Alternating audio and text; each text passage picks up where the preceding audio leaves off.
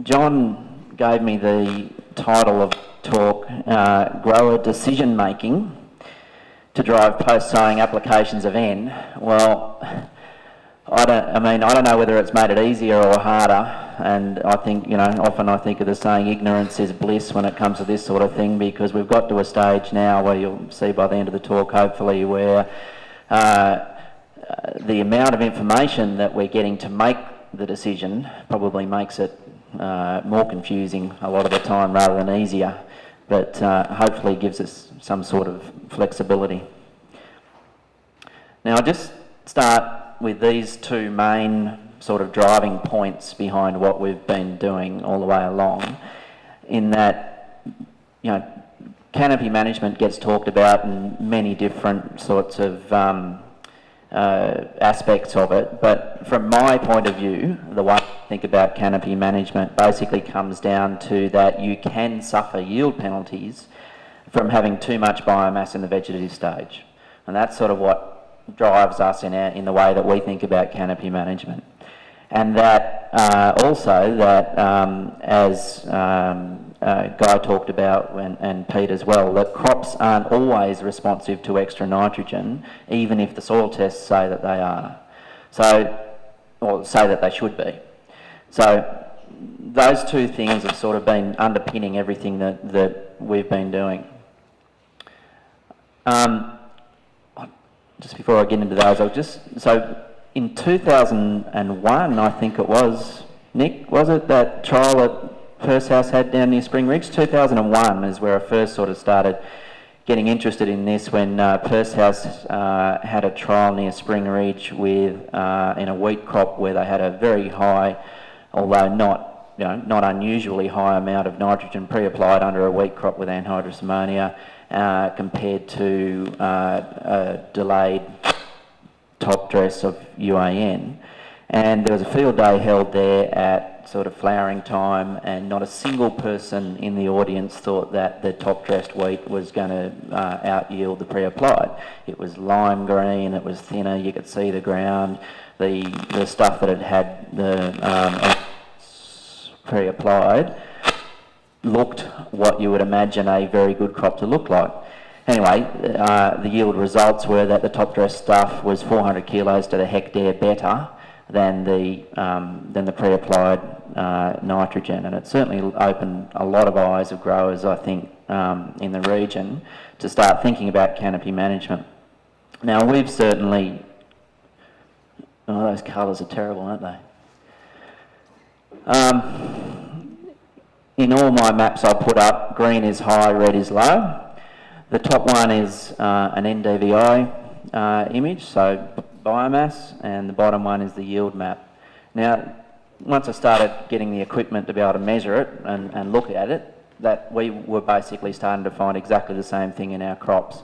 So that's a crop of Lang wheat, and you can see in the NDVI image, this sort of area up here was, if you had walked into the crop at sort of stem elongation, you would have thought that's easily going to be the best part of the crop. It looked $1 million, healthy, tillering out really nicely, and then come harvest time, it certainly hasn't come through with that in yield potential. And you look at some of these areas down here which were well behind on biomass, and they certainly haven't suffered with yield.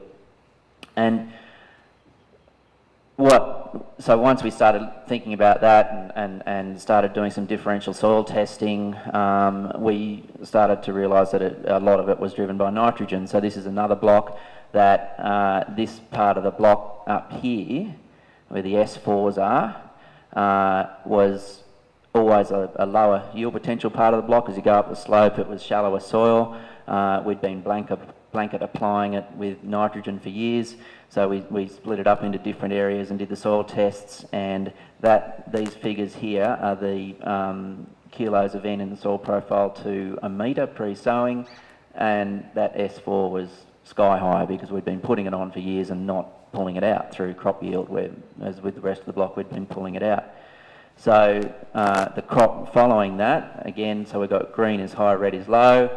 It's a sequence of NDVI images and then the yield map. So starting up here, that's the first NDVI image. where all that nitrogen was in the profile. It's a lot of growth. The next one, it's starting to even out a little bit in the block. The one after that, it's starting to fall behind and the rest of the block is catching up. And then in the yield map, it's done what it always does and run out of moisture and hayed off and had lower yield there compared to the rest of the block. So, you know, it was pretty obvious that excess nitrogen was causing excess vegetative growth, which was giving us a yield penalty. So we started cutting back on nitrogen up front and mucking around with top dressing and different rates and various things. So these are side by side. You've got 0 nitrogen at the top, no nitrogen pre-applied with 44 kilos of N top dress there in the middle with a nice fly on the lens, and 100 kilos of N up front down the bottom. And you can see that you know, a nice little response in growth. And those were the yields of that particular block. So, you know, a yield response to each one, but economically no difference between that 4.58 and 4.49 tonnes to the hectare down there. So, I then was lucky enough to do a Nuffield scholarship in 2003 where I travelled and looked at a lot of these sorts of approaches around the world into nitrogen management and technology for post-applications, trying to determine the appropriate amount. So Nick was asking that question before. Once you start delaying nitrogen, how do you work out how much to delay, or how do you work out how much to start with and then assess how much you should put on as a post-application and all that sort of stuff.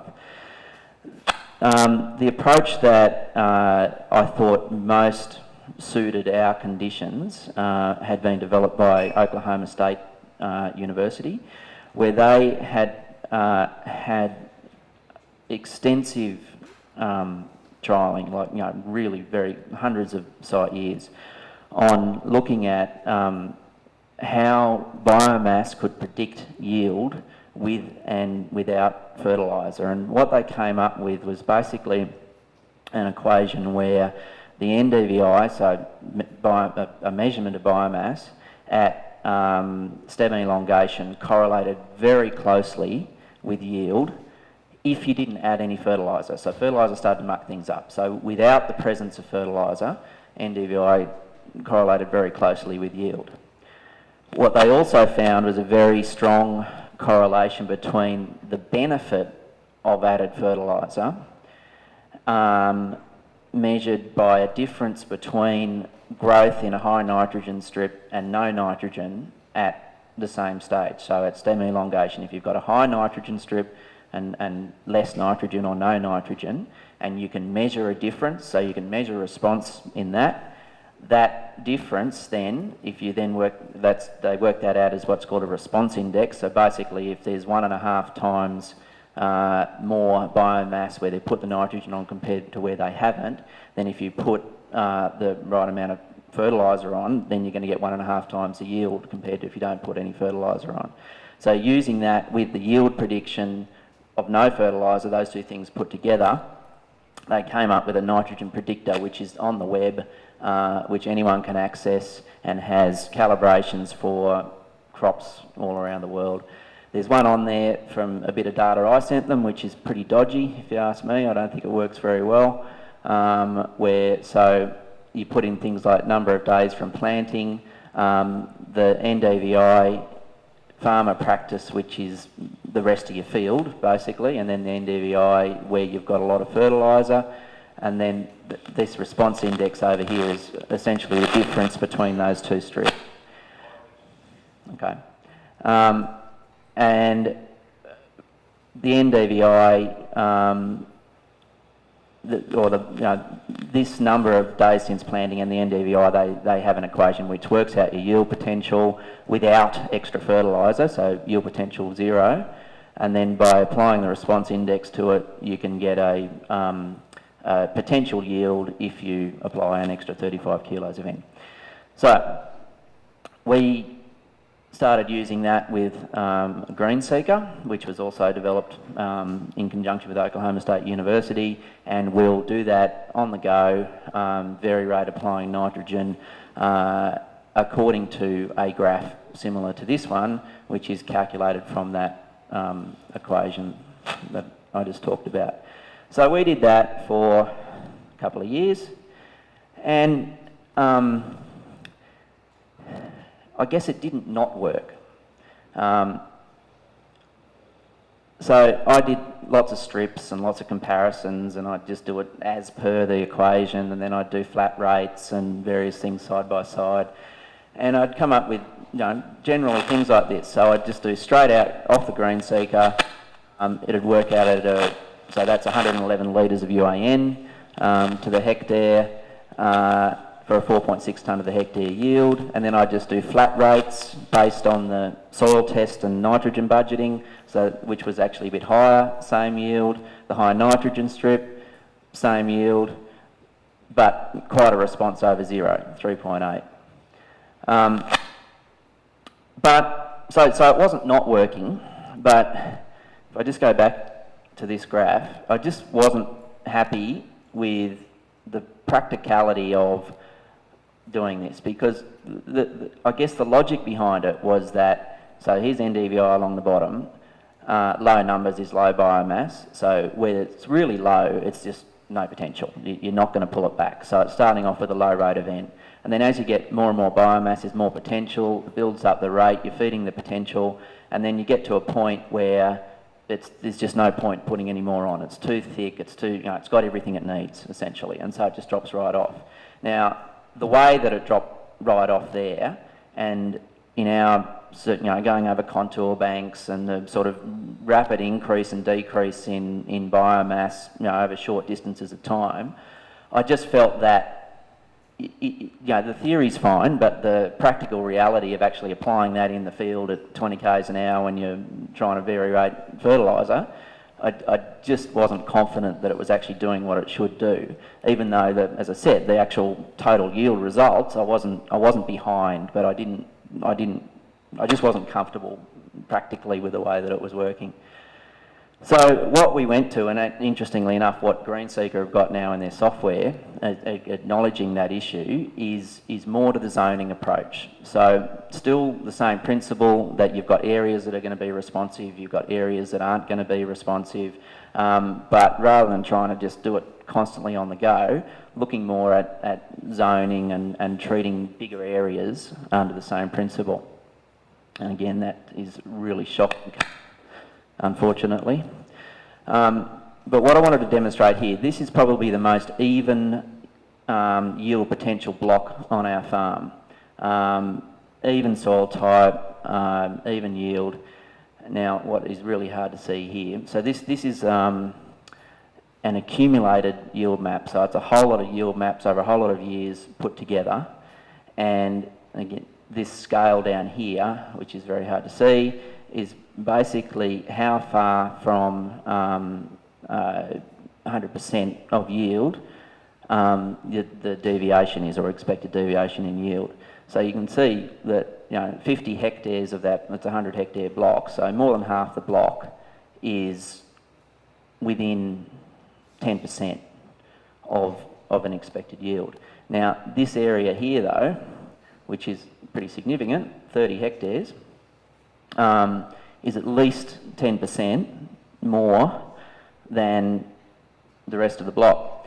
So I wanted to put that up just to show that even in our most even yield potential block that we have on the whole farm, even soil type, there's still a quite distinct and obvious zoning potential in there with different yield potential. Because I have this argument, or not argument, discussion quite often with my agronomists these days about whether there's potential to zone or not on Liverpool Plains, because they say, all the soil's even and the same and it's all the same yield potential, and I just don't think that's right, because if you look at that then, that difference, say the long-term average of that block is 5 tonnes to the hectare, what it actually is 66 hectares is 4.75 tonnes to the hectare and 33 hectares is 5.5. Now that's quite a difference in yield potential and but for nitrogen budgeting purposes. So what we've gone to now, what we're going to now is zoning with high nitrogen blocks rather than high nitrogen strips. So this is the same block that I had before with that sequence of NDVI images and yield. There's this bit here which is lower potential.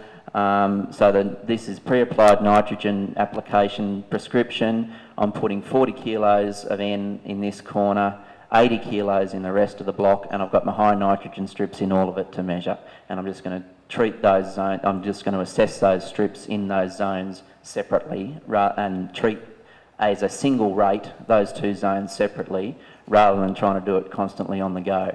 What do you come up with? You come up with it, that's the NDVI image. And now that's another thing that I'm learning is that it just starts bringing up so many artefacts when you start getting into this sort of stuff.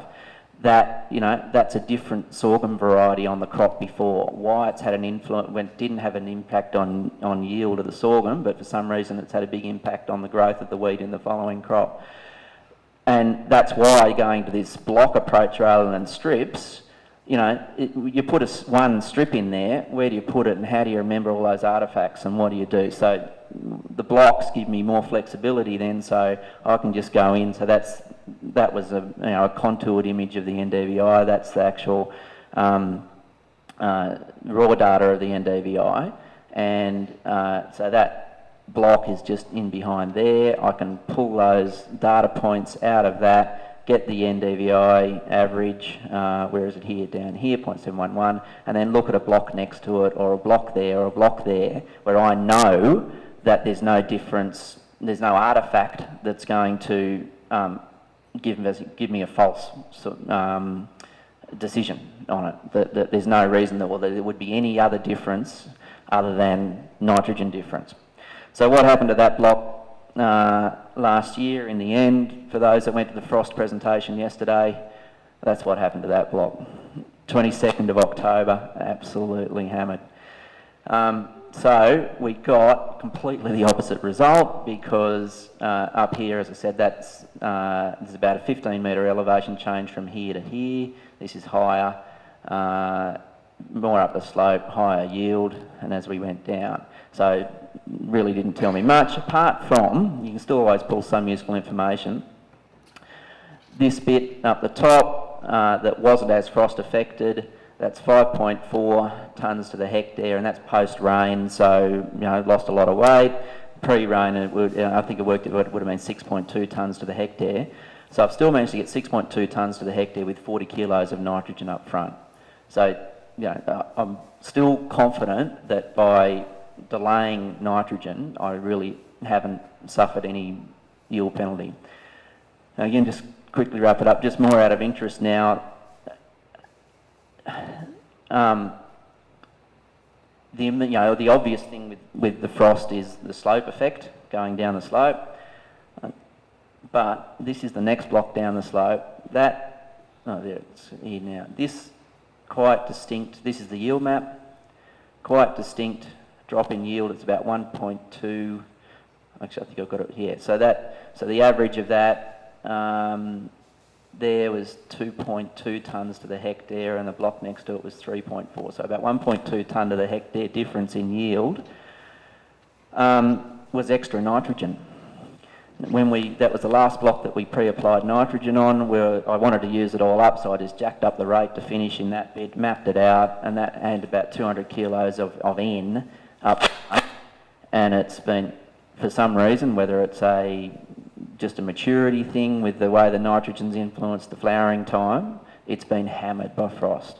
It wasn't, in this case, it wasn't a vegetative issue because that was the wettest block on the place and it was always waterlogged, it was always slow, it was always behind. So just an interesting interaction between frost and nitrogen. So I guess in summary, what we've got to now is a point where we have got less, I guess, refined on what we do pre-crop. We're pretty much just 80 kilos of N in our sort of typical yield.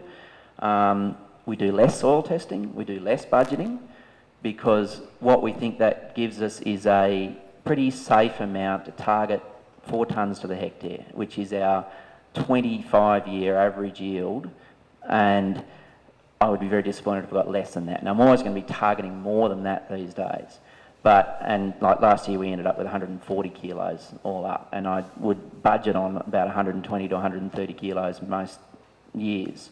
So that 80 kilos is about 2/3 of what we reckon we're going to need. I don't muck, apart from that zoning, I don't muck around too much with whether it's 80 or 75 or 85. 80 is just a good safe number. But when we get to that Z30, now I have the opportunity with those high nitrogen blocks and all the things you can do with that, whether it's NDVI, tiller counts, tissue testing, then nitrogen budgeting, climate forecast. I mean, last year we just piled it on. I didn't hardly do anything in terms of trying to fiddle about working out, you know, appropriate rates or anything. I just kept putting it on, and we ended up with 3 applications. And so it just gives us that amount of flexibility. So I guess it's the flexibility is where we've sort of got to. And this was just supposed to, just a couple of nice pictures to finish with to indicate, you know, being flexible. This is last year's harvest when the rain, we knew the rain was coming. We were harvesting canola, and my father said, we really need to know if the wheat's right. So he went over the road and got the neighbour's old 7700, and I'll just get some samples and see if it's right. And it was right, so we left the canola and went to the wheat, and he said that was all he was going to do. And we got him off it about 2 months later. He just kept going and going and going and going, and the thing never missed a beat, and it probably harvested about 1,000 tonnes in the end. So just stay flexible, and I think you end up getting ahead. Thank you.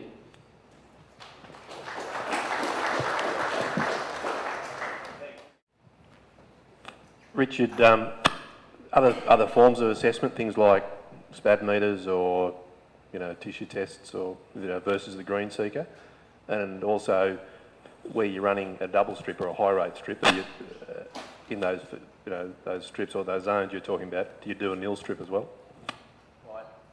I didn't do any last year, but yes, from time to time. And just the thing about precision ag gear these days is that it's so easy to do things like that. If you run out of fertiliser a couple of 100 metres from the end of the run or whatever, you just start on the next run and map it. And so you get a nil strip in there without having to think about it too hard. So that's sort of more what I do, rather than actually planning to have a nil strip. Just sort of keep track of everything that happens, and you can end up looking at it. What was the first part of the question, sorry?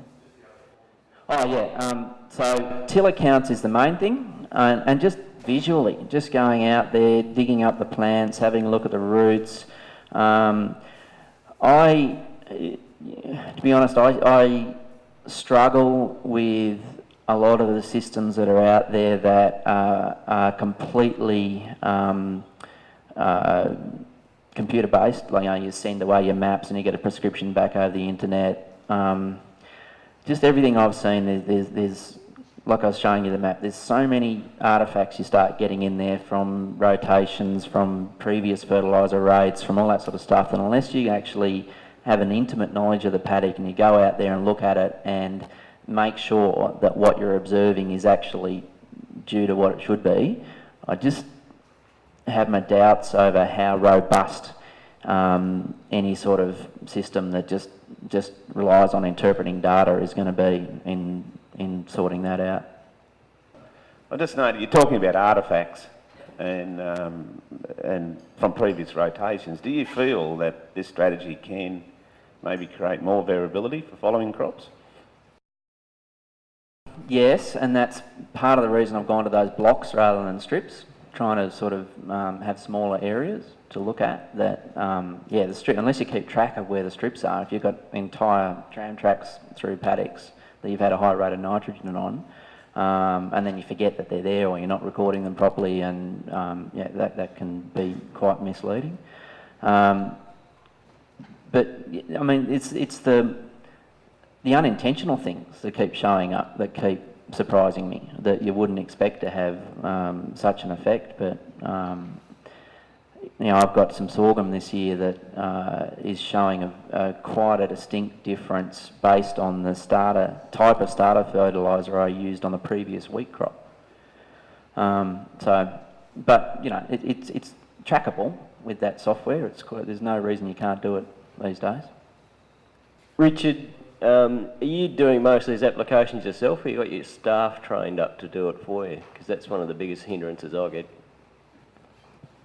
Another reason we've gone to the zone system, just logistically, it's much easier then for me to, and more time as well. You know, I'll get those NDVI images during a herbicide application or whatever it is, and probably a couple of weeks before I'm going to be thinking about doing a fertiliser application. Gives me time to go out there, ground truth it all, draw up the zones, and then I can use variable rate spreader, liquid through a boom, put it in and go, and you know, don't have to worry so much about someone being in there doing it on the go, understanding it, being able to interpret it. So yeah, it's another reason why I've sort of gone more to that zone system.